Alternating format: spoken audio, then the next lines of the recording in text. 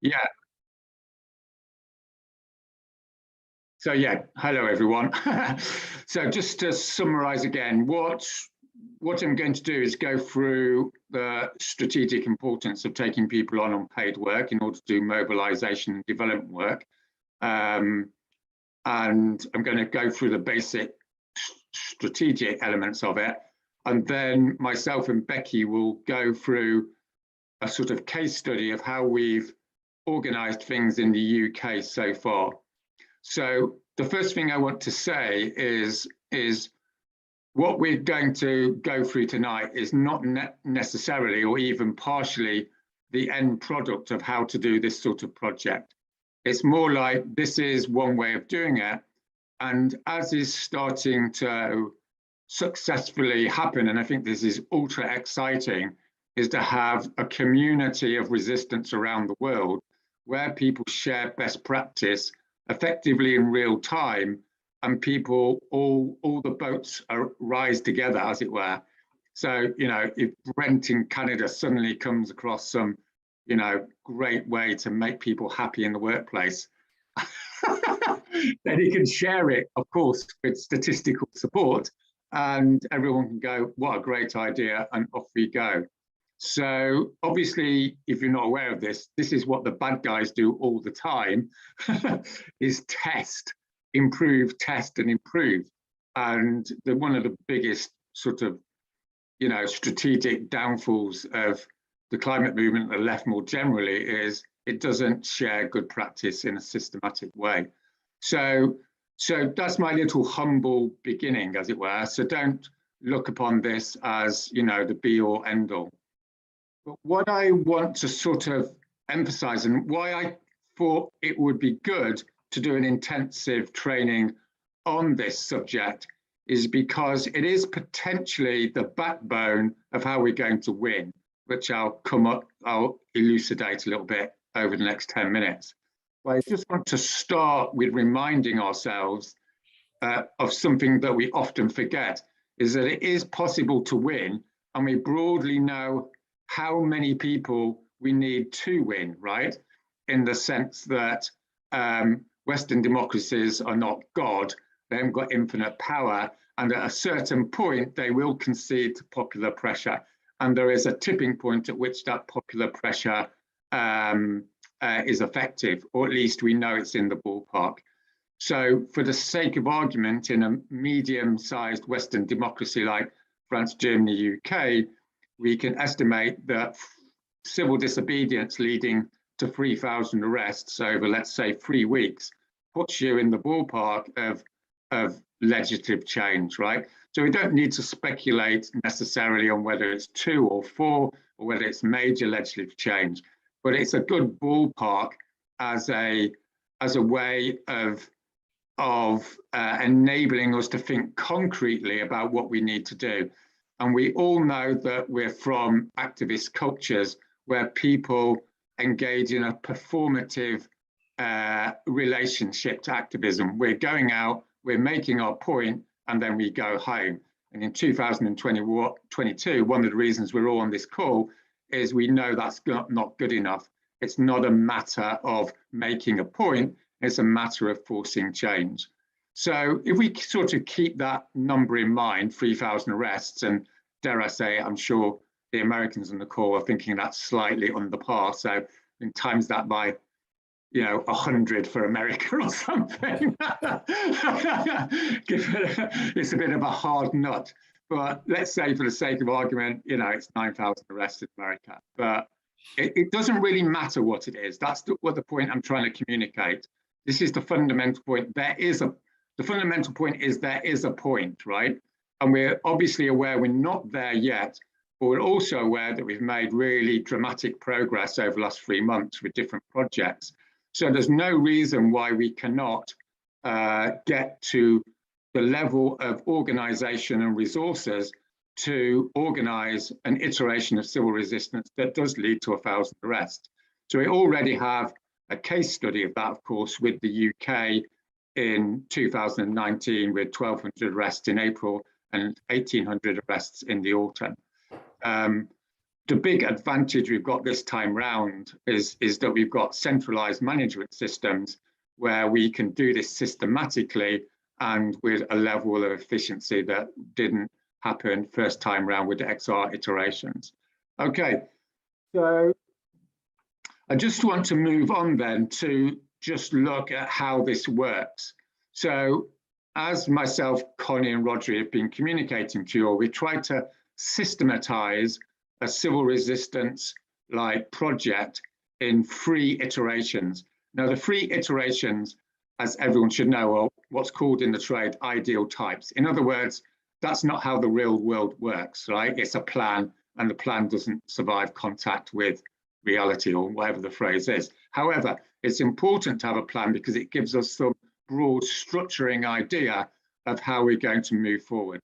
So the first iteration is there's 4 to 10 people go out on the road, for the sake of argument, for 4 or 5 times, then they get some publicity and they consolidate their group, and they do, you know, some in-house activist recruitment.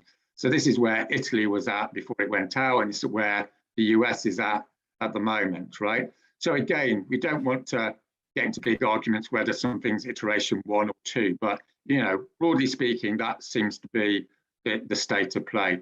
Now, the next stage is iteration 2. So this is really what I want to focus on tonight.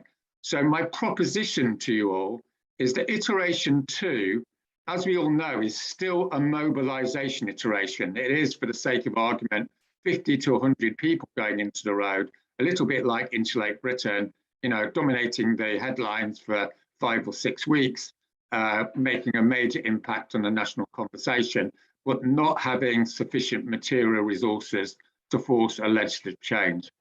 However, what I'd like to propose tonight is that iteration 2, in some ways, is more significant or as significant in its creation of a management personnel system. In other words, what we're doing with quite a few of you is raising you $50,000 or some variation on the theme, and you'll be now going away to create service contracts for 5 to 10 individuals. Now, what I want to look at is if you can create a solid management system for 5 to 10 individuals going out and mobilizing, then arguably you've got the foundation to use service contracts for 100, 200, 300 people. So that's really why we're going to focus on this tonight, because if we move on to iteration 3 is the main deal, right? So the main deal is when you have 1,000, 2,000, 3,000 people in the field blocking motorways or variations on the theme day after day for several weeks.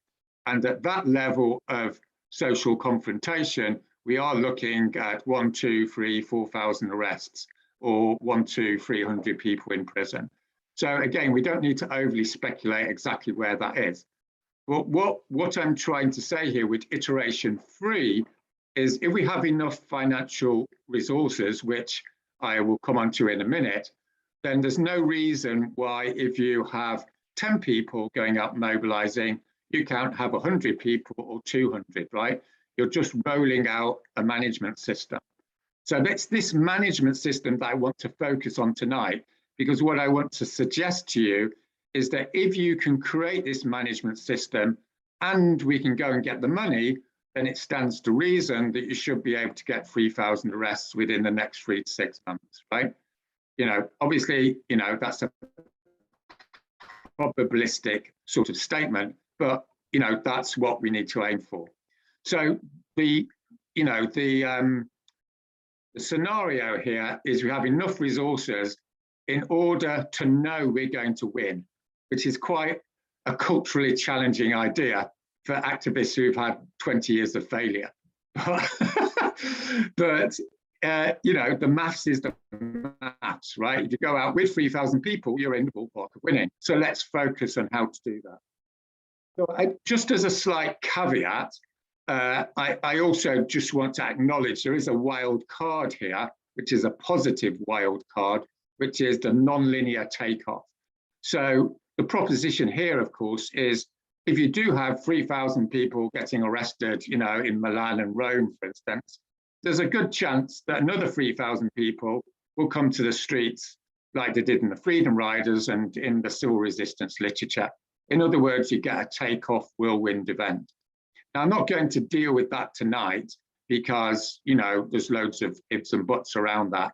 So we're going to take the more pessimistic scenario, which is you just have to get to the 3,000 arrests by hard work. You see what I mean? By design, rather than having this whirlwind effect. But just to cheer ourselves up, there is that potentiality. And you saw that a little bit, obviously, with Insulate Britain, with, you know, lots of different projects around the Western world getting set up because of the demonstration effect of Insulate Britain. And you saw it in a big way with Extinction Rebellion spreading around the world after April 2019. So there's nothing highly speculative about this. The odds are on that if you create a major confrontation in a Western democracy involving thousands of arrests, you will produce some sort of backfiring effect and maybe 10,000 people come on the street, for instance. Okay, well, we're not going to deal with the ins and outs of that tonight. So I'm just going to give you a little sort of back of the envelope analysis here.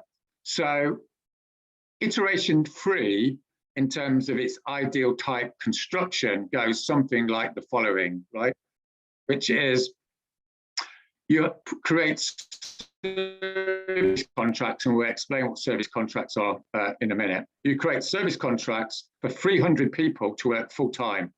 So in the UK, we've got good reason to believe, and I think everyone here would think this is a reasonable proposition, that if someone works 40 hours a week doing leafleting, talk, stalls, phoning, and all the rest of it, then they should be able to mobilise 2 people to sit in the road at least once, right? So that's the conservative analysis. So if 300 people mobilise 2 people a week, you've got 600 people a week, okay? So those 300 people work for 10 weeks. So in 10 weeks, they find 6,000 people to be arrested at least once in the service of, you know, the planet, as it were. Okay, so that gives you 6,000 people going onto the road. So you can see I've made this doubly conservative on the analysis. First of all, there's a good chance that someone working 40 hours a week with 300 other people will mobilize a lot more people than that. That's number one. And number two is 6,000 arrests is double what a Western democracy should be able to cope with. In other words, we're over egging the pudding, as the English phrase goes, right? It's a bit like, no, maybe I shouldn't say that, but yes, there is this thing in modern military theory. I won't talk about a specific example, but it begins with an I, and the military sort of philosophy is, if you're going to go into battle, you want to go into battle with so many resources, there's zero chance you're going to lose. So that's the aim here, right? We're going into battle, non-violent battle, with our 6,000 people. Okay, so here's the maths, it's 300 people for 10 weeks at $500 a week, okay? So that's $150,000 a week, which is $1.5 million, okay? So this is the bit where, yeah, thanks for the technical word, JLo. So this is the bit where we have to sort of have the imagination as creative leaders of our movements to understand that $1.5 million to change legislation in a Western democracy is peanuts, right?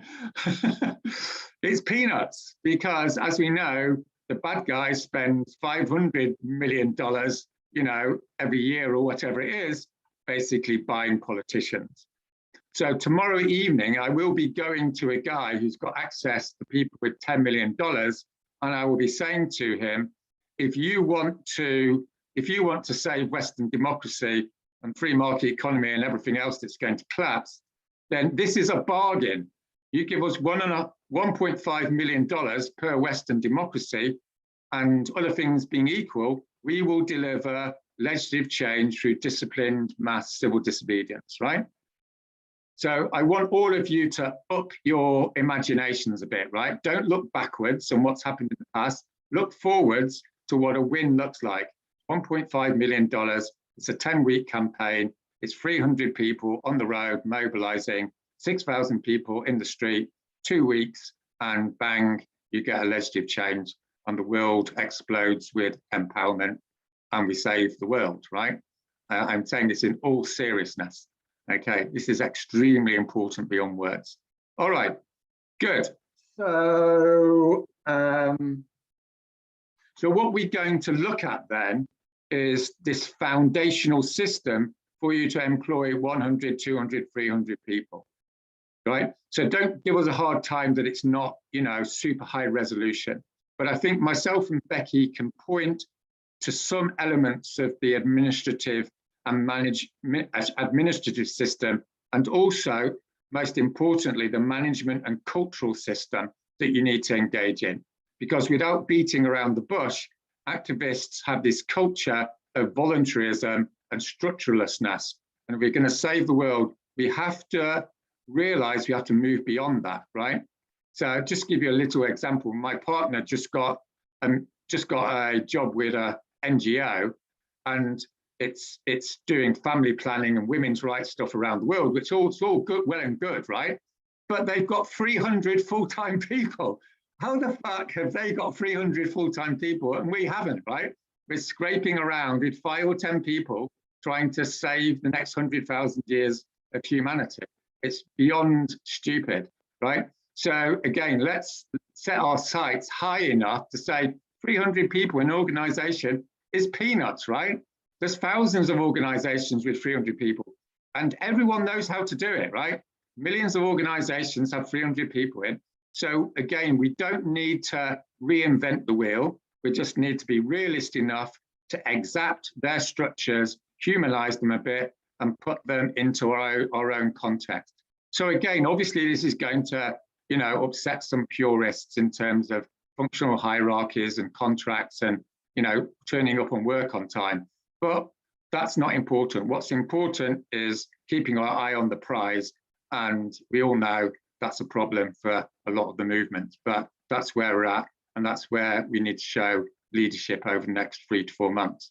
Okay, so I think hopefully that's, you know, summarized the state of play. Yeah, I mean, you know, it's always possible there'll be a major, you know, ecological crisis and it'll happen naturally, or, you know, the world will come to its senses, but maybe not. So we're going for the third scenario, which is we just have to do it ourselves. Okay. Is there any clarifying questions on that before we get into the administrative and management system? Does everyone understand the strategic situation? Great. If anyone, you know, I'm not quite sure how to do this, but maybe we'll stop halfway through for clarifying questions because there's quite a lot to go through, and then we'll have general questions for the last half hour or so. So, as I said, this is being recorded, so by all means share it with other key people in your mobilizations, because it's going to be important that they get the right sort of end of the stick on all this. All right. So, all right. So I'm going to. Oh, Michelle's raised a hand. Have you, Michelle? Don't worry, it's not a strategical question, it's a technical question, so I can wait later. Yeah. Good. Okay, so how we're going to do it is I'm going to pass over to Becky in a minute, and she's going to go through the administrative system of taking someone on. So that's like the technicalities of it, right? And then I'm going to go through 2 elements. I'm not saying this is the best way of going about it, as I said, but it's good enough. So I'm going to go through the design element, which is designing a management system, what people have to do, how you take people on, blah, blah, blah. And then I'm going to go through the support system, right? So I'm going to suggest to you there's 2 elements here. One is to have a really clear architecture of how to employ people or to get service contracts out to people. But then there's the human element of emotional support, teamwork, and such like. So there's very much, I'm very much trying to take a synthesis, as it were, of the different approaches to teamwork, management, and organisation. So hopefully I'll cover enough of the two bases to get you guys on the go. All right. Is that okay, Becky? We're a little bit, we haven't quite worked out what we're doing, have we? So, so it's a bit clunky, bear with us. But yeah, Becky. Right, yes. So the system that we have at the moment is designed that we could get it up and running quickly. It's simple, it's clear, and it's fair. We're being as fair as we can across the board and treating people in a transparent, open way without making it too, not making it overly complicated, but also hopefully providing, like Roger said, the sort of more human side to the support structure. If I just run through quickly the in its simplest form, the process we go through. I don't know, Roger, do you want me to then sort of, I can screen share and show you guys some of the elements to the process? Yeah. So yeah, so essentially we are either drafting in people for specific roles that we know we need. So for example, leafleters, or we are looking maybe headhunting within our networks for someone more specific, for example, a mobilization coordinator. So we've either got a name in from somewhere, or we found them ourselves because we know we want them doing this task. And the first step really is to have a conversation with that person. And in that conversation, we discuss the amount of money that they would need as a minimum to be able to allow themselves to do full-time work. Part of the conversation is running through what their role would be and broadly their responsibilities. We talk them through how the setting up the payment works, which is, again, we're trying to keep this as simple for people as possible. Our contractors for JSO are all self-employed and contracting their services to the marketing company that we've set up. They're responsible for paying their tax and national insurance through the government self-assessment scheme in the UK. Their service contract itself is very simply set out with the amount they're getting paid, what team they're part of, who they might report to in that team. And when we say report to, we are using it in sort of the most informal use of the word that we can, so that it's, we're still maintaining that human and caring element to it. But there is some support structure there, and there is some accountability also. Once that conversation has taken place, we'll have had an agreed amount. We then have a system where they're sent an email which sets out what the agreement looks like, sets out what's expected of them in terms of invoicing and using a logging sheet. The email contains an invoice and the logging sheet and their actual contract. So I can share my screen now and just talk you through some of these documents so you can see what I mean by looking at it. I just need to find the right screen.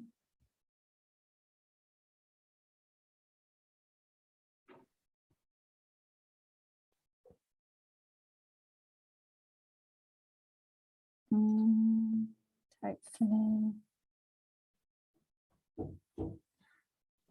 it will be along here.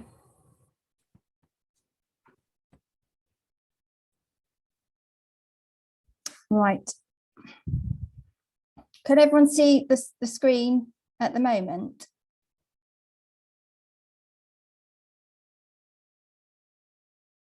There should be a document there that says service contracts process.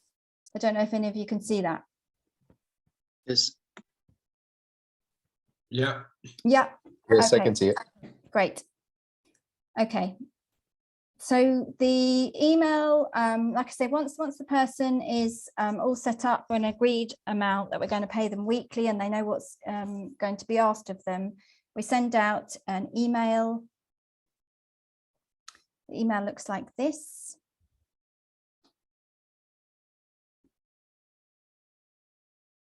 We make it clear that someone is contracting their services to us and how much they're going to be paid per week. We ask them to look through the service contract with the details of their responsibilities and to how to use the invoice and the logging sheet as well. So it's all quite clearly explained in the email. It's really difficult to change documents once you're in them.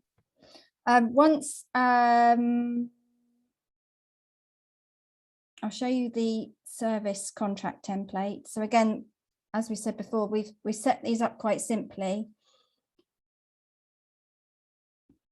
So our service contract shows what team they're part of, maybe their work location. Most of ours are obviously just working as and where the work is required, who they report to, their payment, whether they're part-time hours or full-time. And then we just detail the list of essential duties and responsibilities, making these as smart as we can. So for example, if this is for a leafleter, we might be detailing how many days a week they would be leafleting, or how many places they need to target with their leafleting. Each contract is a rolling monthly contract, so we state that each month it's sort of renewable. So if something's not working out for whatever reason, or they want to stop, or that maybe they're not doing the work and we need that contract to come to an end, it's reviewable at the end of the month. And then the invoice they receive is again simply set out. We ask them to invoice at the beginning of the month for the month coming. So we're paying them in advance. So they enter in the number of weeks they're going to work in that month. So for example, we're expecting people to not invoice if they're not going to do a full month's work. If they're going to be away, I don't know, for 2 weeks of it, we'd expect them to invoice for 2 weeks and not 4. And they can add certain expenses to the invoice as well, such as travel, which we're paying outside of the weekly agreed amount. And they fill in this invoice and send it back to our finance admin, and he makes the payment to the details on the invoice. Have I just lost that document?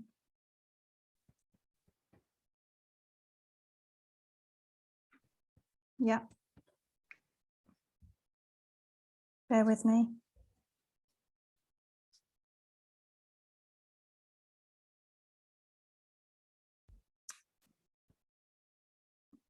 Right. I'm just going to try and find it.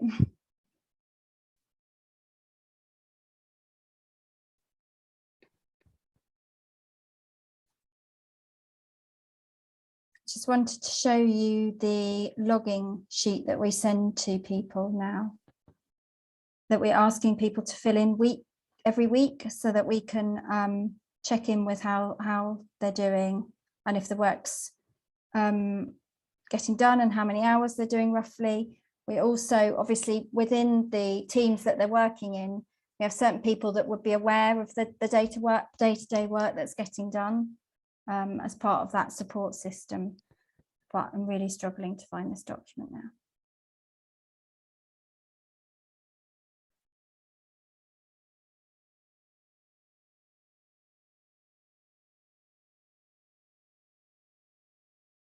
Okay.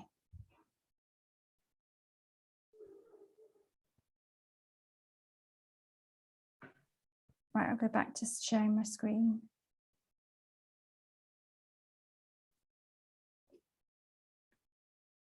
Okay, so this is an example of the logging sheet that we send to people. It's broken down into days of the week, and we just want brief details of what they've done. So for example, we've given someone an example to base their notes off, and both myself and Adam, the finance admin, have access to this logging sheet, and we're checking in with those regularly.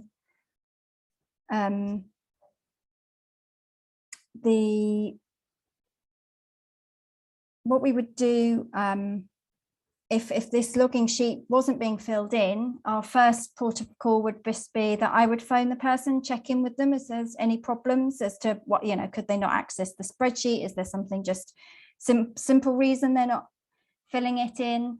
If there is maybe something going on in terms of we're noting that the logging sheet isn't getting filled in, and maybe someone else in the team that they're working with is also aware that that work isn't getting completed. We have someone sitting within our service contract kind of management team that will get in touch with that person for a more one-to-one in-depth conversation about what might be going on and what reasons there might be for the work not happening.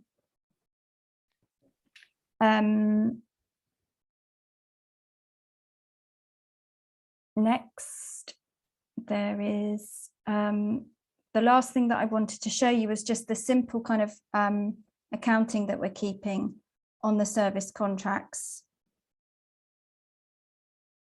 And I will have to stop my screen share again to find it.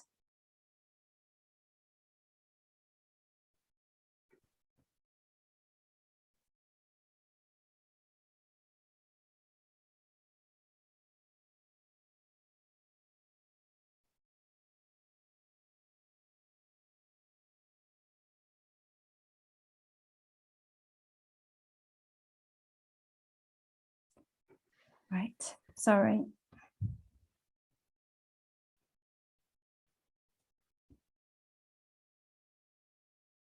Yeah, so the very simple spreadsheet that we're keeping is the wrong one. It's here. Yeah, so we have the name of the person. I've blanked out. We detail whether they're working full-time, part-time, what team they're in. So we've got a main mobilization team, central functions team, and a student team. How much weekly payment they're getting. Then their contract is linked here, and their logging sheet is linked here. And further across, we've just got some notes on the accountability structure and their level maybe of support needs. So we're tracking these people weekly, and then obviously we're just keeping a note there, or Adam's accounting for how much they're claiming with their invoices each week.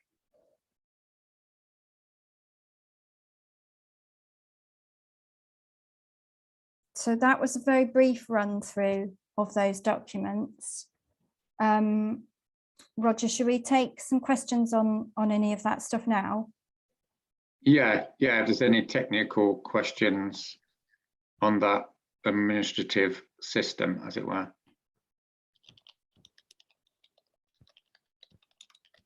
Zane, yeah.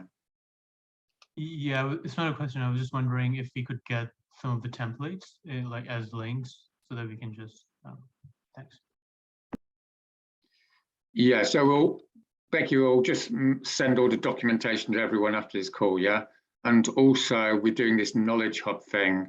So Roger and Connie, I think, will have the documentation there as well in fairly soon, I think. Yeah, Aldo, is that right? Yes, that's right. Two things. The first one is, the first step is to have a legal form before you can hire people. So my question is, what kind of legal form you have? Is it an association? I know it's different than what we have in Italy, but maybe it could help us. And the second question is, how do you find people? And I guess that it changes as you move, as you grow as a movement. So when, for example, you start making announcement on newspapers or something like that, do you have like steps of how to find people? Yeah, we'll deal with the second question in a minute because I'll deal with that. The first question is, my understanding, this is right, Becky, that we've just got a straightforward business company. In the UK, you can set them up fairly quickly. In most countries, it's just, doesn't have to be anything special. It's just a legal company with a, you know, they call them limited companies in the UK.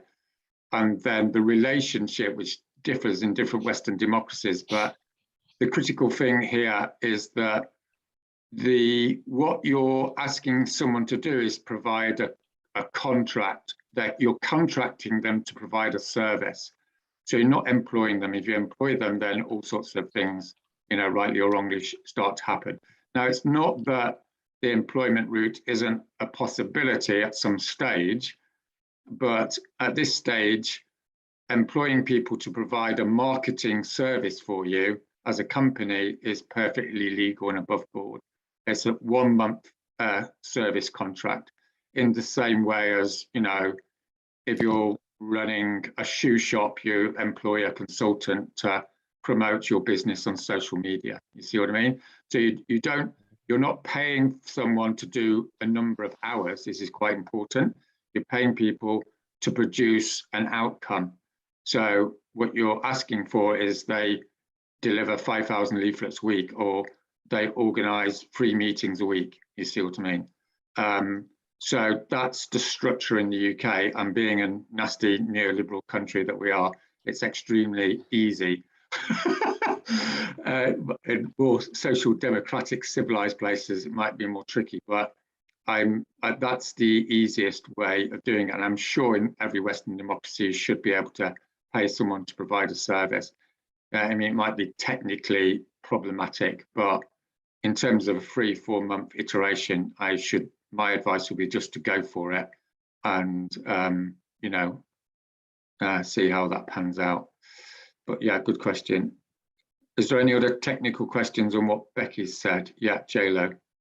Yeah, my recommendation is that you make a country-specific folder for each group. That way they can modify the documents, or that there's an instruction that people merely copy or download them and then they work with them on a different Google Drive. That way we're not writing over top of each other or mistakenly making changes that after someone has done something to specify it for their own country. Yeah, absolutely. So maybe we can put that on the Knowledge Hub, Roger and Connie, that here's the template, download it, stick it on your own Google Doc for your own country and modify it as needs be with the various words on, preferably not in English. Yeah, okay, good. Any more points, technical points on what's been said? Okay, if you suddenly think of something, then you can ask it in the next question round. But I'm going to go through now, yeah, some of the general sort of strategy, as it were, of getting good people. And so again, I'm going to give a sort of a somewhat simplified model, which again, you know, can be complicated. But all the Western democracies, as you know, people like to say Western democracies are all very different from each other. We all know the joke that, you know, Western democracy A, no one will get arrested because there's something profoundly different about their country. Well, we know that doesn't work. So it's the same really with finding people. It's not like the Italians are intrinsically X. So this is the collective wisdom, as it were, from a UK point of view. So I would suggest there's 3 groups of people, and you want a different strategy for each group. So the first group of people are what you might call founder activists, right? Which is all of you in this room. So the thing about founder yeah, I'll bear that in mind. Okay, so founder activists are usually like, well, by definition, they tend to work 70 hours a week. So there's no problem worrying about a founder activist, you know, slacking off. The main problem with founder activists is stopping them from working because they burn out because they're so desperate to save the world. So for instance, like Indigo in our management team, you know, she needs £200 a week. There's no question she gets it, right? Because she's a core team. Everyone's known her for 2 years. She's hunky-dory. She's amazing, blah, blah, blah. Oh, it won't be a minute.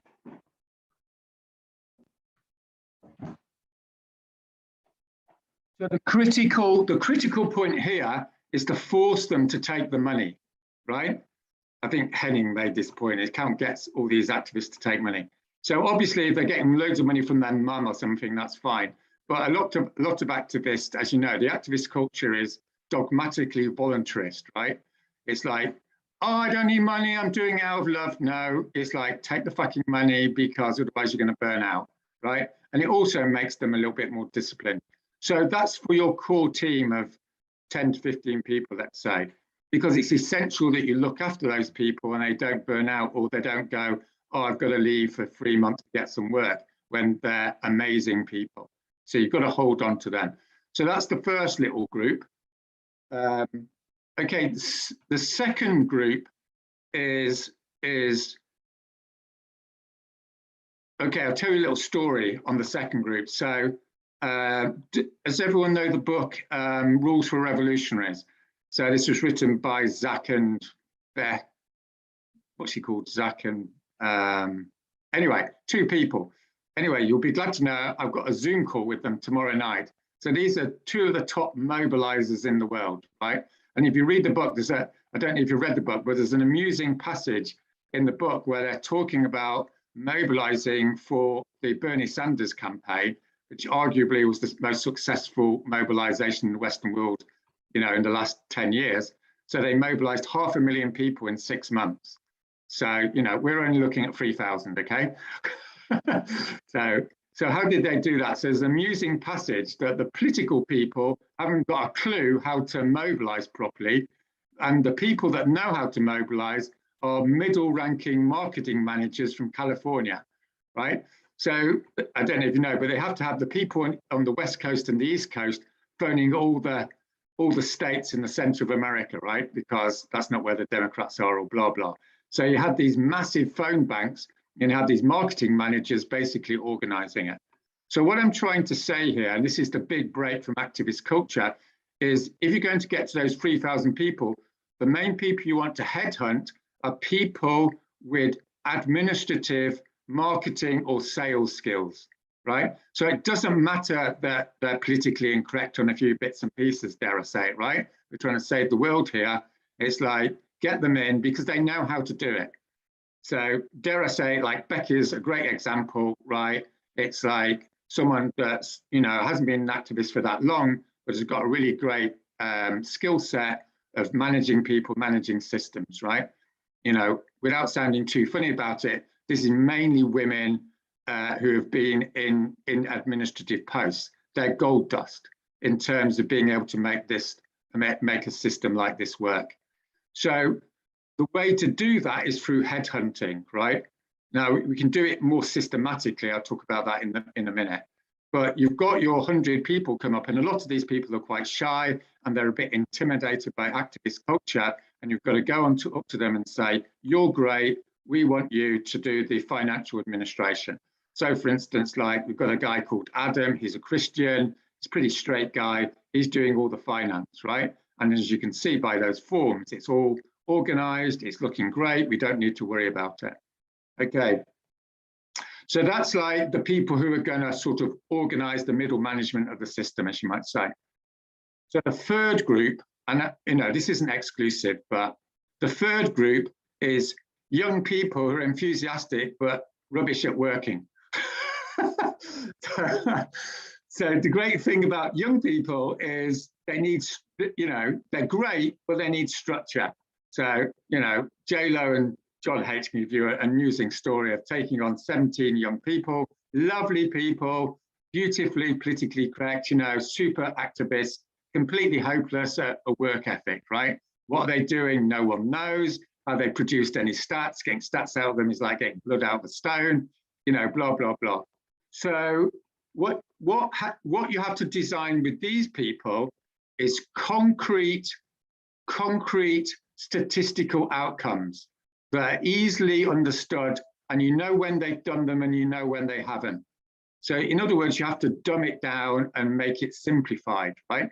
So you don't want to be saying to a young person, you know, go to Vancouver and mobilize young people. That's a disaster, because what they'll do is they'll go and talk to their mate, they'll go around and have a drink, and then they'll go around to another mate who knows another mate who doesn't really into it anyway. At the end of the week, they've had 6 chats with their mates and got someone who might be interested in 3 months' time, right? I mean, I'm not exaggerating. People, I've just talked to a guy I've taken on, he keeps going to me, Roger, I know a friend in Brighton who does this. I'm saying, I don't want your friend in Brighton. I want 5,000 emails of all the trade union branches in the south of England, right? So I've got him on the straight and narrow. That's what I want. I don't want his mate in Brighton. I want 5,000 data points. You see what I mean? So I put on his contract, he's going to come up with 5,000 data points a week. Okay, which, you know, it's pretty, you know, it's quite a lot, but if you get a move on, you can do 1,000 data points pretty quickly. So there's what we've evolved in the UK is 2 forms of contractual arrangements on the mobilizing. So bear in mind, like 90% of these 300 people are going to be mobilizers, right? Maybe 80%, right? You're not trying to employ loads of people to be waffling around doing a bit of media, a bit of that, right? What you want is an army of mobilizers. So this is the main work. And obviously, you know, it's outside the remit of this meeting, but we're still evolving best practice with mobilizing processes, which, you know, talked about on Sunday. We're just assuming we sort of know how to do this, and we broadly do. So I've just described 2 standard contracts. So the first contract is for a leafleter. So the leafleter has to deliver 5,000 leaflets a week. So that's 1,000 every day. So they work in a team. I'll come on to the structure in a minute. They go into Vancouver, they get up at 9 o'clock in the morning. They're in a team with 2 other people. They go to North Vancouver. They know where they're going. Someone's told them where to go. They put the leaflets on the doors. They've done 1,000. It takes about 4 to 6 hours. When they've done it, they've done it. They're off for the day. So they're motivated to get the job done. It's output. It's pay for output. You see what I mean? It's not pay per hour. Young people can't cope with pay per hour, right? Because they'll end up just doing stuff. That's what they have to focus on is pay by results, which sounds a bit whatever, tricky, but we're trying to get the job done, okay? So that's the first contract. So there could be variations on the theme, you know, it could be like 4,000 leaflets a week and, you know, 2 nights of phoning. So the 2 nights of phoning are 2 lots of 3 hours of phoning, right? So they go out 3 days a week doing the leafleting, it's pretty knackering. And then they do 2 lots of 3 hours in the evening, phoning with Becky and the phoning team, right? But both of them are verifiable. So you notice that if they haven't done it, it's easy to tell. You see what I mean? So it's not like having a chat with them and going, hey, you're not doing very well. I mean, what does that mean, right? But what you're asking them about is, you know, are you able to do the 3,000 leaflets a week? Because last week you did 2,000 and the week before you did, you know, 2,000 and you're contracted to do 3,000, right? Okay, so that's one sort of template contract. So the other template contract is student, that's usually for geographical mobilizing. So with student mobilizing, which, you know, we're not talking about this tonight, but looks like it has massive potential.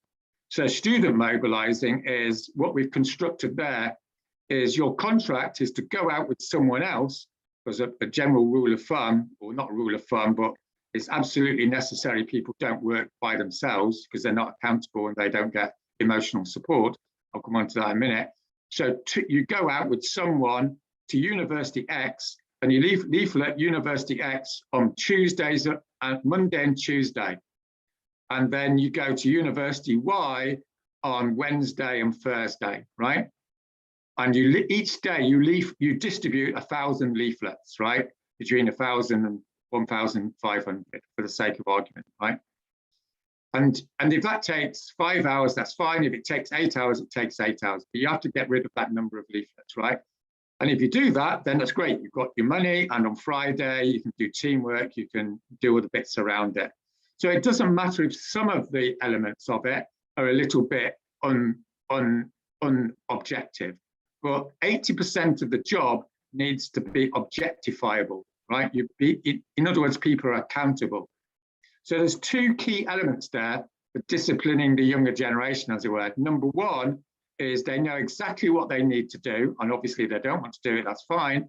And number two is they're working in a team, and therefore they're accountable to the team.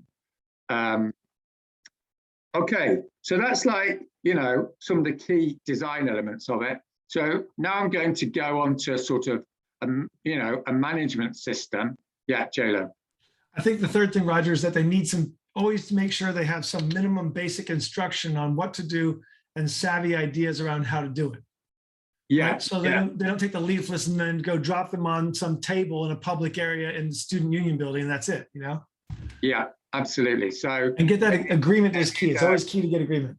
Yeah. So this is where the teamwork element comes in. So I'm going to go through, you know, this is basically a second-rate presentation on good management, okay? But it's better than nothing. So I'm sure some of you will read some book somewhere and come up with some high-fluted theory. But the bottom line is, as I said, we're going to work together. You know, we're not talking about, you know, whipping people who don't get their quota done, but we're not, you know, we're not doing a hippie routine either, right? So this is a middle way construction of mainstream humane management practice in the Western world. So let's go through a few elements of it. So the first element is induction. So these people, when they go into a team, they need to be inducted. Induction doesn't need to take more than, you know, 2 hours, particularly for, you know, routine leafleting work. So you get inducted. There should be an element here of induction into the culture and the aims of the project, but usually that's done at the beginning when you take people on. So for instance, like we took on 3 young people today. I did a 1-hour presentation on our theory of change, our culture of service, and all the rest of it, asked questions. I was with one of the youth manager guys. He gave a testimony. So that basically got them, you know, into the idea that this isn't a free-for-all and all the rest of it. What I'm talking about here is an induction into the job. So they sit down with their team and their team manager or coordinator, as we euphemistically call it in the UK, and they go through what the job involves, okay? So the second element is, as I've said a few times, is everyone works in a team.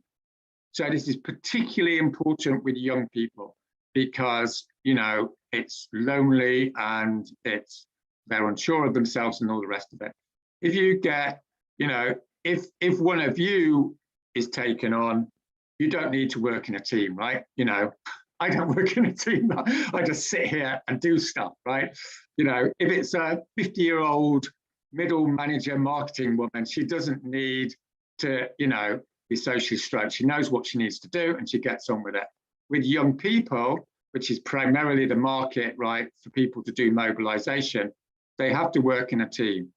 The function of a team is partially so they can get inducted into what that team does, partially so they get managed properly, so they're working together, they're going to 5 universities this week, they know which ones to do, and partially enables them to work together while they're working. So the golden rule is they must work in pairs, right? Don't have people working on their own when they go out on the street. Again, if someone's been working for 4 or 5 months and they're totally fantastic, then obviously that's an exception to the rule. Okay, so in no particular order, you've got to have socials, right? And parties. So people are not like, you know, it's got to be fun, particularly for young people. So every fortnight you have a party, right? Everyone comes together, they have a chat, they have a meal, you know, maybe someone gives a little testimony, there's variations on the theme. You can have a film night. We're about to start film nights in London. Everyone comes together, they share food, they watch a film, you know, inspiring film, everyone chats afterwards, they go back, they feel like they're part of something. So it's, you know, there's lots of blokes on this call. So you know what blokes are like, they always think about, you know, get the job done, okay? So there's this feminine, masculine balance routine. I don't want to get too sort of, you know, involved in it, but I'm sure everyone knows what I mean, right? There needs to be that emotional support for people who are doing work. So having socials is a really good way of doing it. Right, there's no particular order to this. The second thing is to have the institution of a weekly meeting. The weekly meeting is compulsory for everyone who's getting paid, okay? So if they don't turn up to the weekly meeting, that's alarm bells, someone needs to talk to them. So there has to be a coordinator that runs those weekly meetings, okay? So that could be like someone like myself who's basically running the operation, or it could be two coordinators that run the mobilization team in, you know, the East Coast of the States, right? So usually when we start off, as you know, my way of working is I'm usually in the room until I find two people that are good enough basically to replace me, and then I'm out of the system, okay? So you're all like little Roger Hallams, as it were, if you see what I mean? So you have to be in the room basically to create that culture for the first 2 or 3 weeks, and then you headhunt two coordinators and you have your weekly meeting. In the weekly meeting, you have to have a set agenda. The first thing on the agenda after checkouts is statistics. Everything has to be based around stats, right? This is a big, big, big challenge, right, for activists, because activists love to say, yeah, we did really well at Nottingham University last week, you know. What does that mean? It can mean anything, right? What we want to know is how many leaflets did you distribute? How many people turned up to the meeting? How many people signed up for a follow-up meeting? How many people signed up to stay in the road, right? You see what I mean? Those are the stats. So you should have a statistical report. So that should be the number of meetings that happened last week and the information on them, and then the aggregate statistics, right? So I think, Becky, we've got something on this, haven't we? So maybe you can share it with people. So you have a diary, which is what happened last week, right? And what's happening in future weeks. And then you have the statistical analysis. And obviously, as sort of lovely, you know, activist sort of humorists, you should do this with a light touch, right? So in London, when we set up, you know, before April 2019, we set up 20 groups in London in something like 5 weeks. So every week we had the statistical report, and then we always pretended to be some hardcore corporate operation. And whoever had, you know, whoever wasn't quite, you know, good enough, then we, you know, we all sacked them. So it was all a big joke. So, you know, that's the way to get people to do statistics, is to make a game out of it and make it light. You know, it's not like, you know, this isn't Microsoft middle management or whatever. It's us changing the world. Okay, so that's weekly meeting stuff. Also in the weekly meeting is like you have reports and then you have feedback. So it's essential in the weekly meetings that everyone gets to speak and each person says how they're doing. So as a general rule, it can be how I'm doing, what's going well, what's going badly, and how can I improve, right? Those are the 3 questions: what's going well, what's going badly, how things can improve. So as the managers of the system, you should be taking that information, and sometimes you can sort it out there and then, or sometimes you have to take it to a higher level to be designed. So for instance, like we deliver leaflets in the UK. So when at the end of Insulate Britain, we had prizes, and my prize was the most shit leaflet we've produced. So I designed the most shit leaflet we've produced, which I'm still feeling slightly bitter about, to be honest. But anyway, after all the work I've done for this movement, that's the prize I got. Anyway, so I use my patriarchal power, as it were, to insist that we carry on using this leaflet because I think it's really good. However, reason has prevailed and lots of people don't think it's any good really. So now, on the basis of that feedback, we're producing a new leaflet. You see how that works, right? So even someone with a massive ego of mine can cope with being told my leaflet's rubbish. So that's basically how it works. Well, if people are going to criticize something, obviously you need to ask them for the statistics, right? So there's no point going, I don't like that leaflet because it hasn't got my favorite, you know, elephant on it. It's like, no, go and do A/B testing, go and, you know, go and produce some new leaflets and go out and deliver them. And if there's a significant difference, then obviously we go with the thing that works best. Obviously that's, you know, difficult because it's not such a big operation. All right, but that's what feedback means. So it's essential from a rational system point of view, but also from an emotional management point of view, that people feel heard in those meetings, right? And then obviously you've got a whole bunch of, you know, little meetings and, you know, who's going out tomorrow and all the rest of it. Okay, so other bits and pieces. I think that's more or less it. I mean, I'm not going to, you know, do a 3-hour lecture on good management, but I think these are a few things basically for us to start with. And as you start to create these systems, then through myself, Connie and Rodri, we can start to systematize what looks good. So what me and Becky have done is give you, you know, an outline of what's good enough.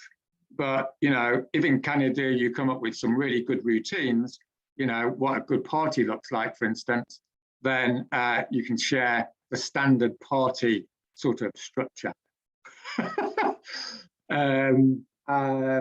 Yeah, I'll just finish with, yeah, just one little thing is we're doing cultural and political events.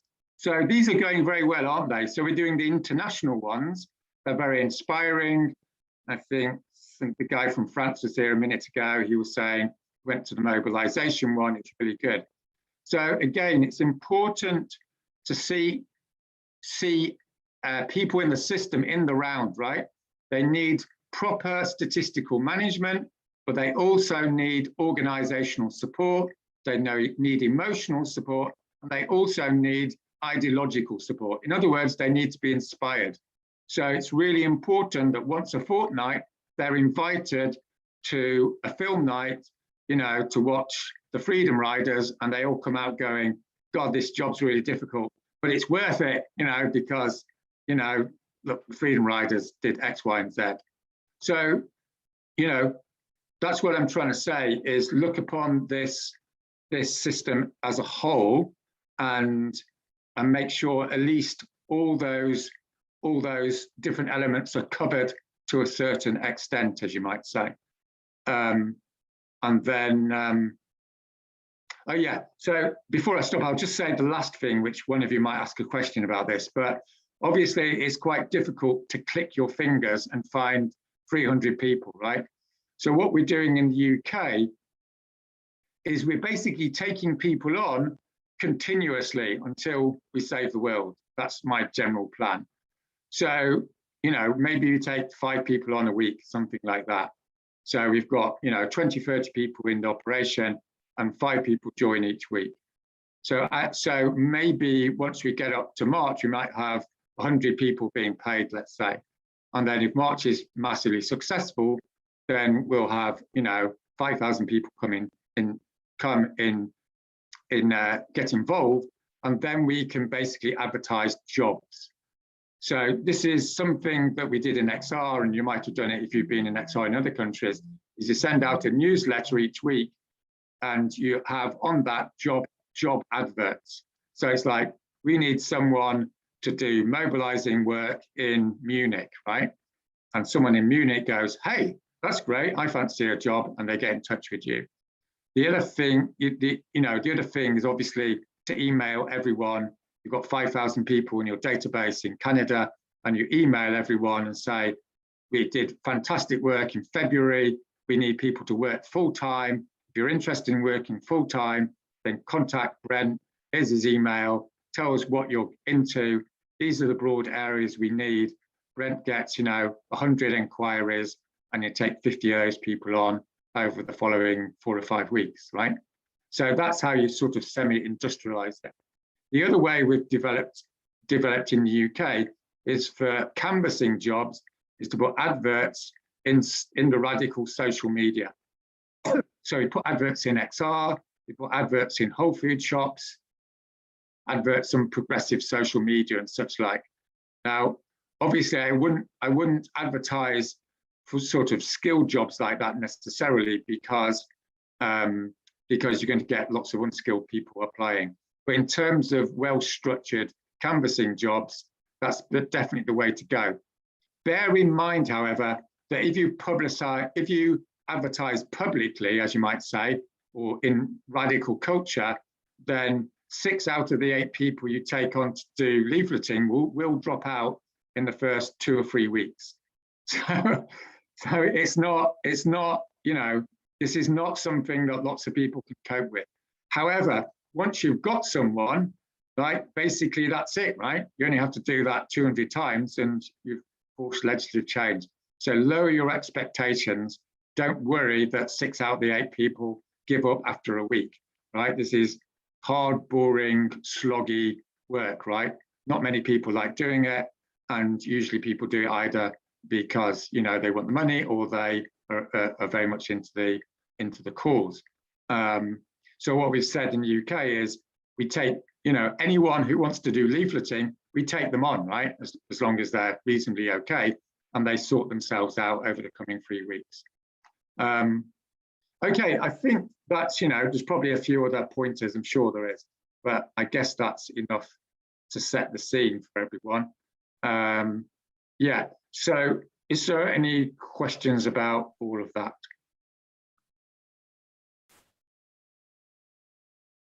Yeah, John H. You're on mute. Sorry, Becky, where can I access those documents? Are you going to send us a Zoom or a link? Put it here in the chat, or send us an email with the link to the documents that you showed us? Yeah, I'm going to send them to Connie, who's got everyone's contacts or shared folder, and I'll put the recording in there as well. Okay, thank you. And also, where do we send suggestions? Should I send those to Connie also if we have ideas about the processes that are set up? Okay, thank you. Yeah, I mean, the main mechanism of international feedback is to go and try something. Don't just send an idea. Well, you can obviously, but the main thing is to go and try something, see how it works. And if you've got evidence it works, then, you know, contribute that to the international communication system. But yeah. Yeah, we have a little experience working with apps that allow you to communicate with and track employees that are out doing things. The problem with those apps is that they're really intrusive. I mean, we may not want to use it. They can follow people around, but we have some experience with it that I thought I might share. Sounds fantastic idea, John. More control, the better.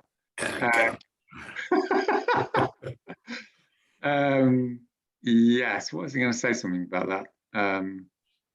Oh yeah, someone, I mean, I've just made a few notes here. It might be an idea if 1 or 2 people take the recording and just write up what I've said, if that doesn't sound too whatever. I don't know if anyone wants to do that, but maybe you can communicate afterwards and we can use that as the draft document for, you know, the more broader cultural and organizational ideas. And then we can send that out as well to people that haven't been here tonight or don't want to watch the video. Yeah, okay. Any other, other thoughts or questions? It's me if I can. Yeah, Mikhail, yeah. So like one difficulty I see, and I want to ask you if you had it, is joining together maybe one people that is paid full time with people that are volunteers. Like for instance, right now I'm trying to search a professional social media manager because the social media manager I have, they are volunteers from XR and they are not doing the work properly. And I want to pay one that makes it full time in order of mobilizing, not only making social media, but sending a lot of people to presentation.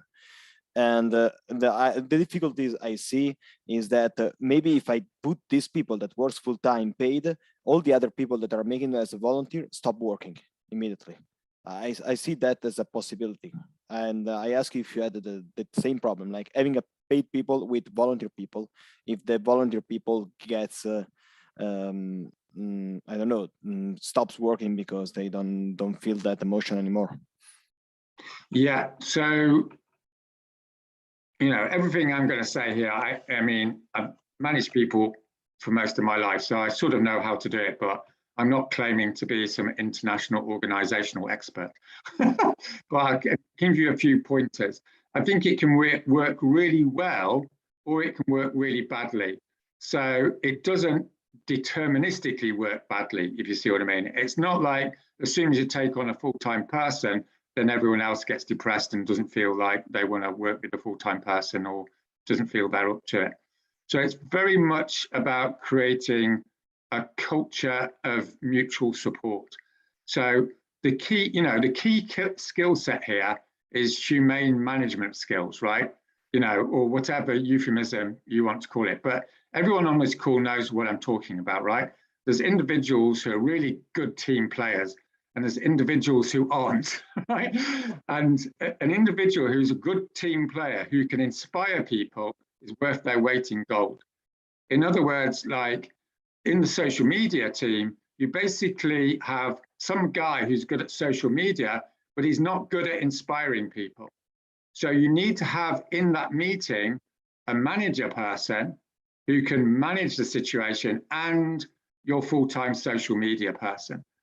Now, obviously, the social media person might be a great manager as well, which is fine, but often they're different skill sets, right? Someone who's good at doing something technical is not that great on the people front. Now, if you get a good manager in there, then he can facilitate the empowerment of the volunteers. And if that works well, it works the other way around, that, oh my God, we've got this great guy. He's going to show us how to do social media. And, he's really good at it. I want to be part of that team because that team's going somewhere, right? So there was a woman called Dolly, who I think some of the Americans know, and she was great at this. So she was a full-time person in the Midlands in the UK, and she was ultra positive. Embarrassingly positive. So within 3 months there were 2 full-time people and she had 15 volunteers working with her, right? So that's a good example of where it works really well.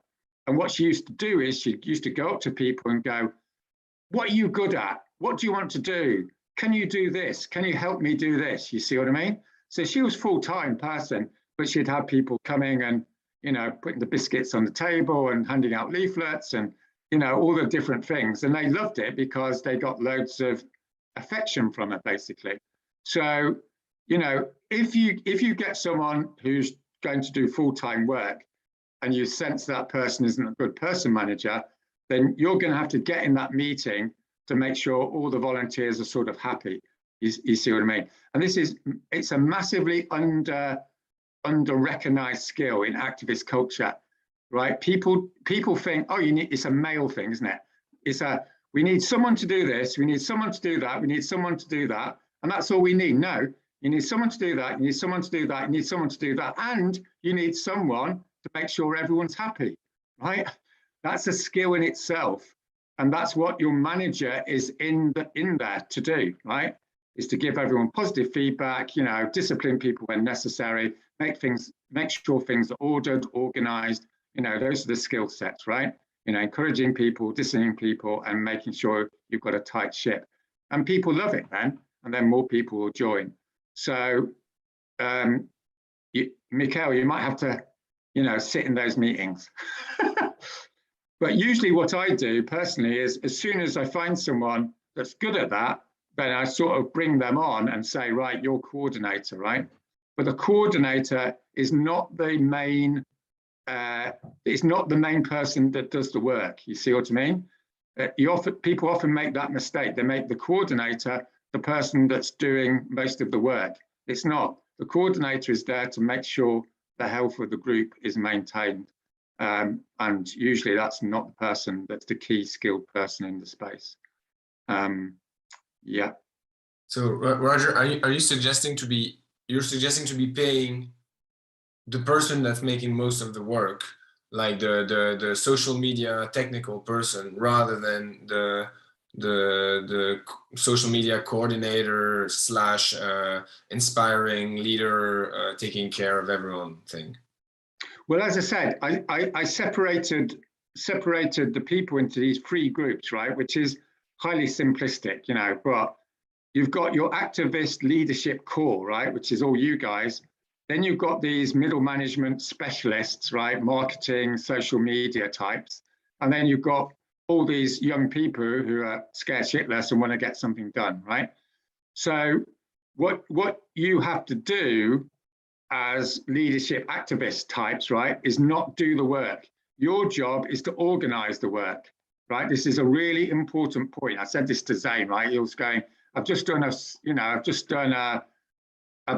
TV on Vancouver. I said, you don't want to be doing that, right? Zane's amazing, like, manager person, right? What Zane wants to be doing is organizing the system, yeah?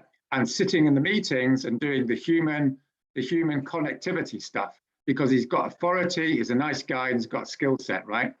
And get someone else to go and talk to the media. Yeah, you see what I mean? And Zane doesn't want to be doing the social media accounts. He wants some nerdy guy who's really good at it, but's not very good at communicating, to do the social media accounts. And he sits in the meeting to make sure everyone feels empowered and they're not put off by this weird, you know, but brilliant nerdy guy. You see what I mean? And you maintain the gender balance and all that sort of stuff.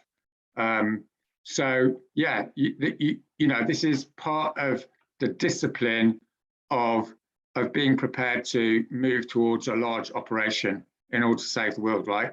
It's not easy, because all of us would love, I'm sure everyone in this call would love to go and do some boring everyday work, right?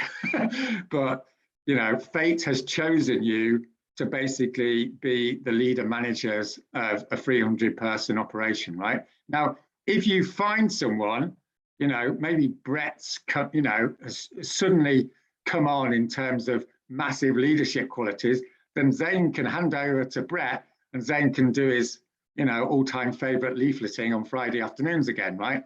But, you know, the bottom line is you have to be disciplined enough to go, I'm needed in that space.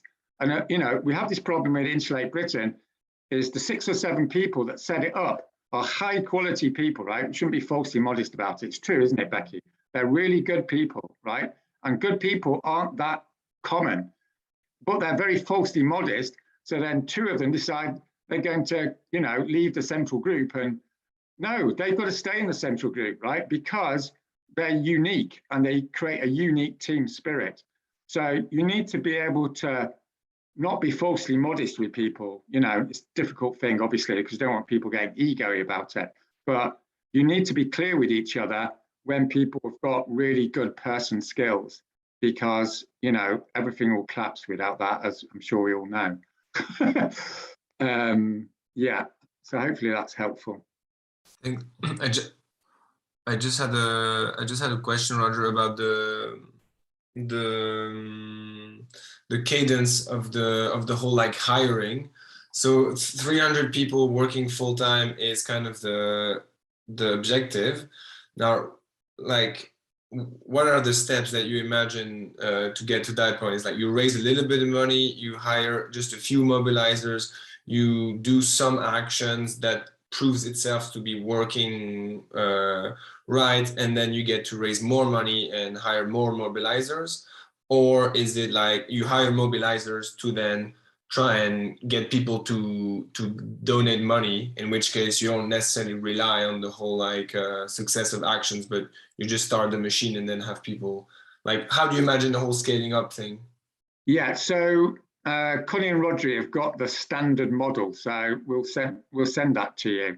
But the standard model broadly goes as follows: that you've got 5 to 10 people, you get $5,000, you go out and you do something like Italy did, right? And then a lot of people know about you, and then you get $50,000 and you take on 5 to 10 people, and you create the organizational foundation of what we're talking about tonight, right? And then you go out on the road again, and it looks like Insulate Britain. Once you've done the Insulate Britain level of mobilization, then you should be looking at 50 or 60 people working full time. And after that, it's all systems go until you get to 300. Because if you're that successful, you can say to me and the mobilization team, we're going to need $100,000, $500,000, and we go out. You've shown that you can do it. You show you've got a management system, and then we'll go to these rich people and get you the $500,000 to employ the 100 people, right? So obviously, in the latter sort of sections of that process, it's a little bit hazy, right? Because we don't quite know yet. But what we do know is the direction of travel. The other thing to bear in mind here is don't get sucked into an NGO linear sort of mind frame, right? This is not a 2-year process. It's a 6 to 9 month process, even a 3-month process. In other words, you have to be fairly fast and furious at the later stages of it, right? So you will be taking people on and people will be falling out with each other and it'll be semi-chaotic. But you have to move fast, otherwise you lose momentum. And I think, you know, it's another subject of another call, but this is my understanding of the mass psychology of civil resistance, is it grows so fast that it creates this whirlwind and everyone's going, oh my God, this is it. And, you know, you've got 700 applicants to go leafleting all of a sudden, right? And that might sound fantastical, but it does happen, right? I mean, in XR, we advertised for 20 full-time mobilizers and we got 700 applications. So, you know, that was fun. But obviously, you know, what the big downside of XR was it became a linear space. And this is why you need to have this leadership activist core, which basically pushes and pushes and pushes and make sure, you know, you take on those 300 people and you go and get that legislative change. Yeah. Okay. Yes. So if you want to check the ins and outs of that, you can talk to Connie and Rodri, and yeah, hopefully we'll have a meeting with the French guys in the next week or two. Yeah. Other questions or comments? Yeah, Brent, is it? Yeah, sorry for the kind of bourgeois question. At the beginning, you talked about setting up a limited type of corporation. I guess there would be directors for that, and they would be liable, say, if people had injuries on the job or such like that. Is that correct, or is this all strictly being done unofficially?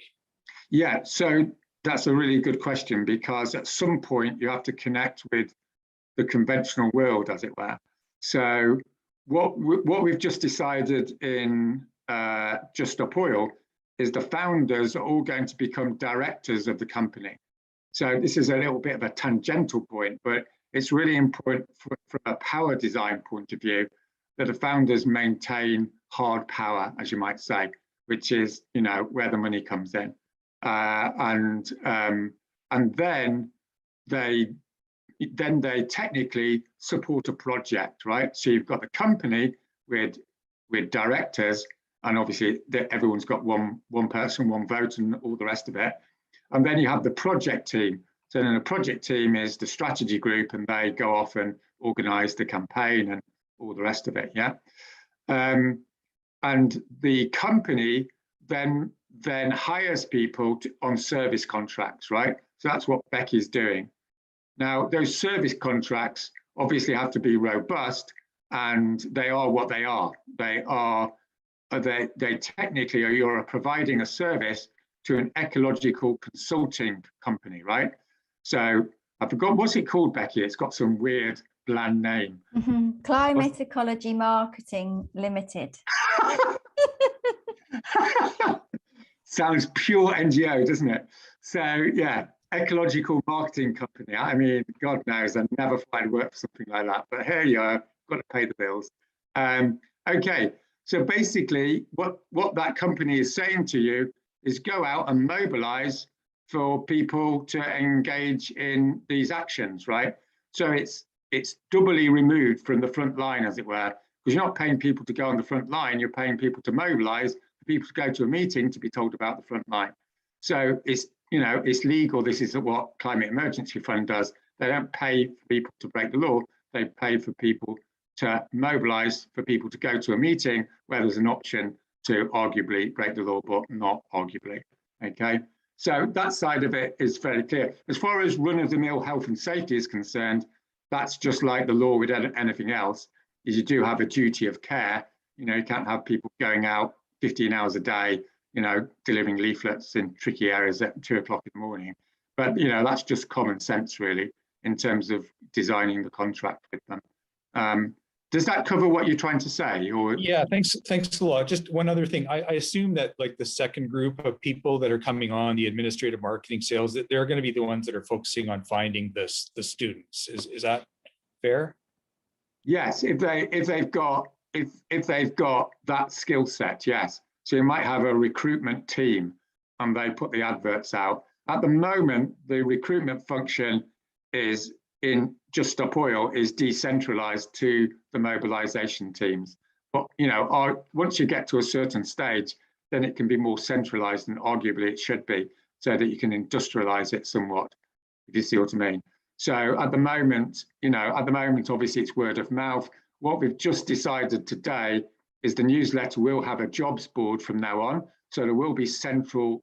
So, you know, if Becky's overwhelmed and admin, she writes a little job description, sends it to the newsletter team. They put it out on the newsletter. The newsletter goes out once a week, goes out to 5,000 people. 5 people contact Becky. Becky chooses someone. So that's one mechanism. The other mechanism is obviously through word of mouth. And the other mechanism is through, you know, advertising in the radical space. And that could be done centrally, or it could be done, you know, by the actual teams themselves. There's pros and cons to the design of that, really. Yeah. Hey, Roger, I want to understand the point about Mobilizer and see if I understood it well from the document you sent me. So the Mobilizer, especially the Uni Mobilizer, are some way decentralized. They move around the city, they go to different universities, but they are connected to a central team that controls what they do.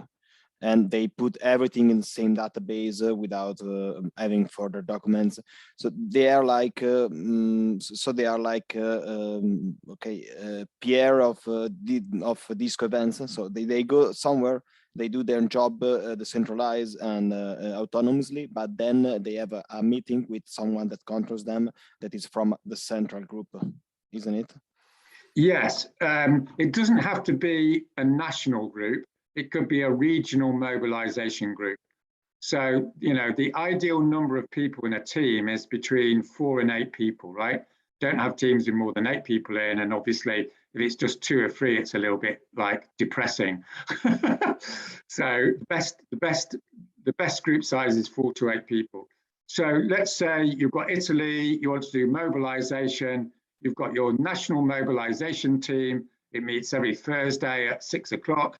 There's 6 people in your team. People are going around, you know, 2 of you go to Venice, 2 of you go down to Rome. You fill in your timesheet, you fill in your stats. Every week you have a chat, you know, design what you're going to do next. And then 6 more people join you, and then there's 12 people. So then you decide to have 2 mobilization teams, right? So you have one for North Italy and one for South Italy. And then you just replicate the same process. And obviously, you know, as things get really big, then you'll have one mobilization team for the Venice area. So it's you have this cell splitting sort of mechanism.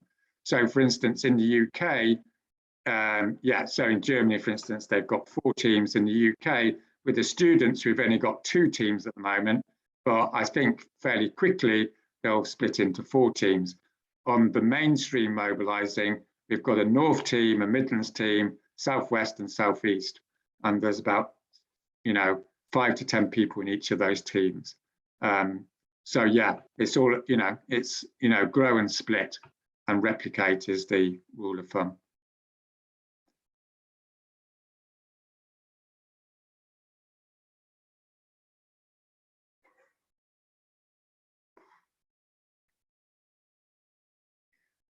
Okay, any last questions? You all look like you've had a sort of 12-hour administration course or something.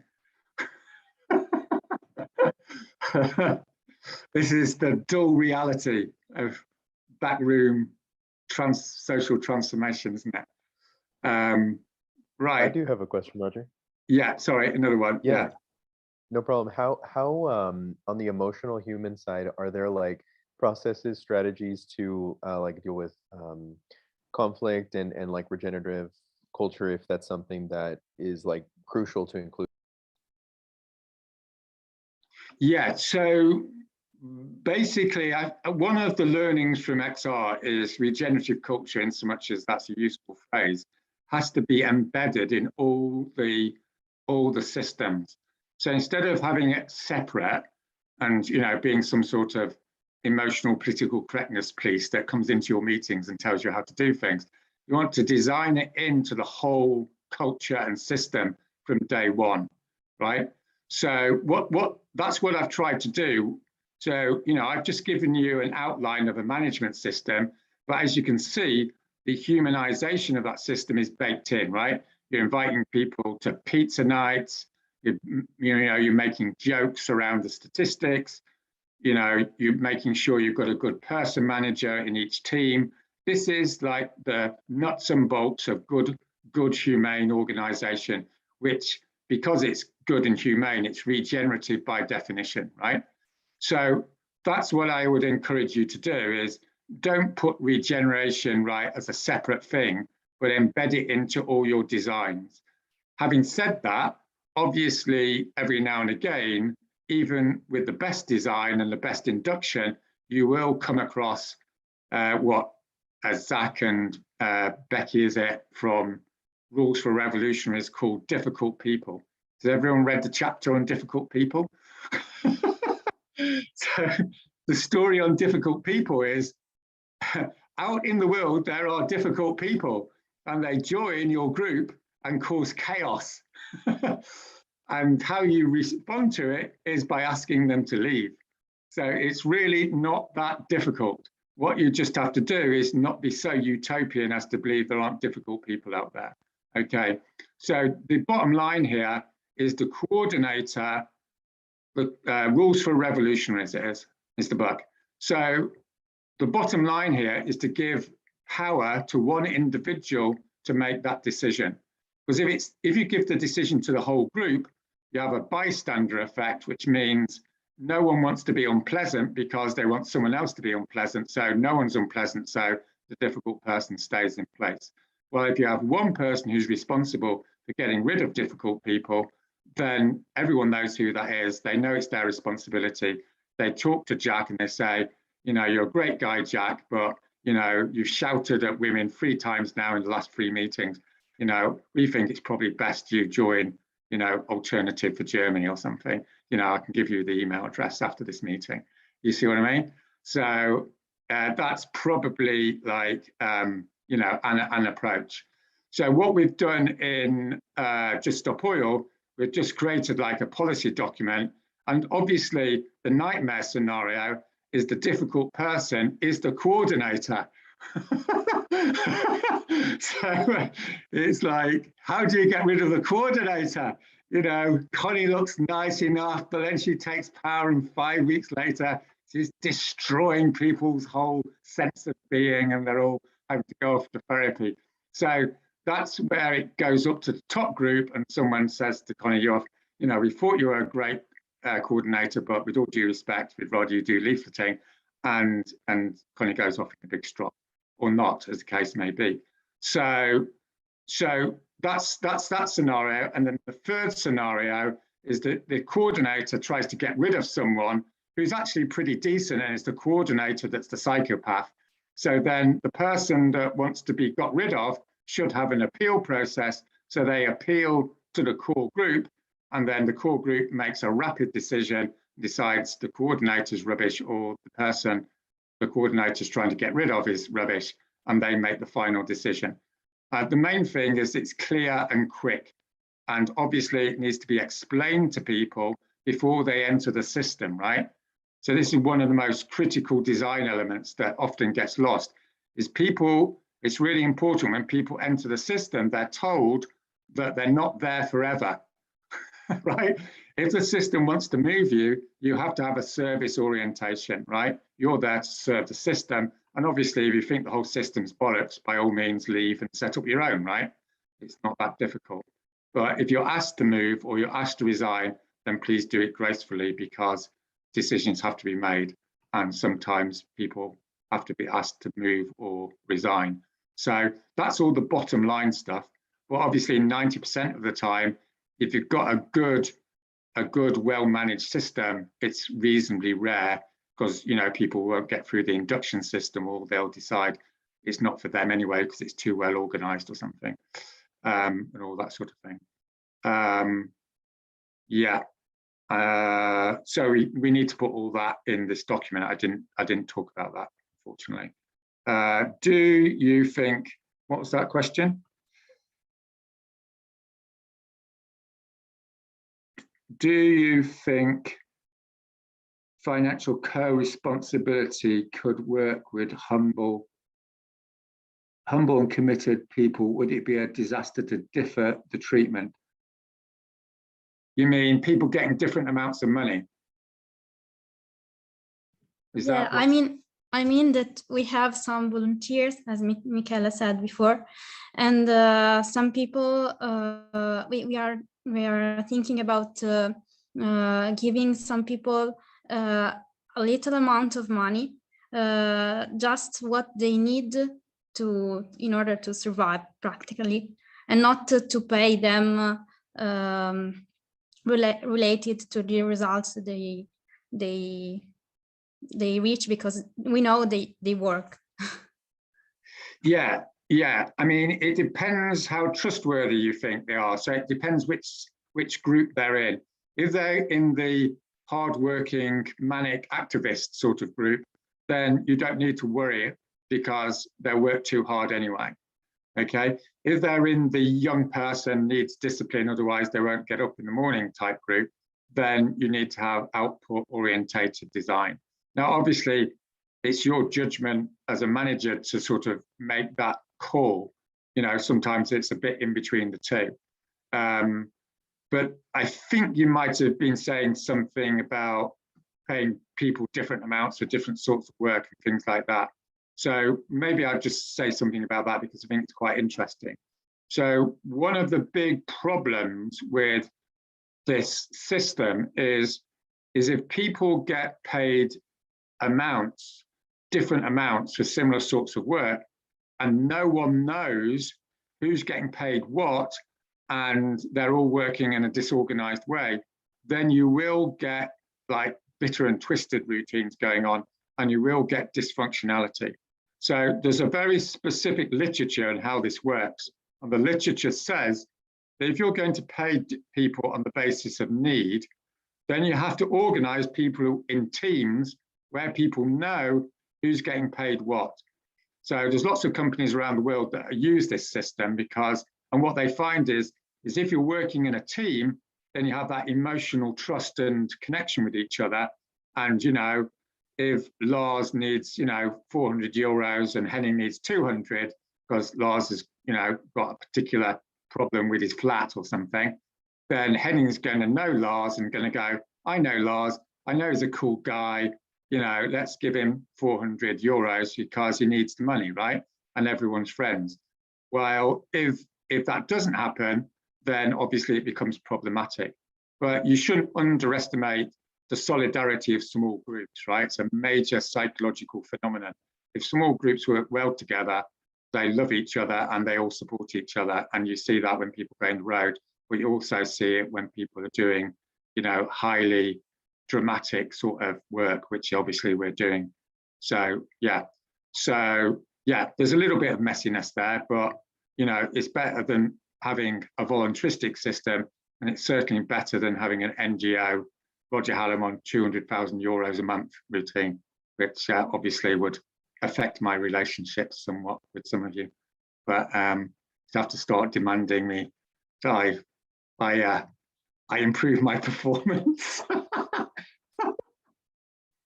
I did apply to become director of Greenpeace and said I won't take any wage. So yeah, there you are. It's my claim to authenticity. Needless to say, they haven't given me an interview. But anyway, yeah, good. Anything else? Maybe it should be the last question. I've got to go to another call in 6 minutes. And anything else? Yeah, so maybe if you've got any extra questions, everyone's got my email. I know myself, Connie and Rodri are sort of, liaising with everyone. So by all means, ask each other what you're doing, and yeah, with France, we'll have a special session, yeah, and then we can go through all this again, if that's okay. Good. I think that's it then, isn't it? There's too many people for a checkout, and I've got to go anyway. But oh yeah, I know. I'll go, and you guys can have a checkout. And then you can say how terrible I am without me knowing. So maybe we should stop the recording now. Don't send this to a right-wing European newspaper or anything, will you? Otherwise, I'll have my reputation be trashed.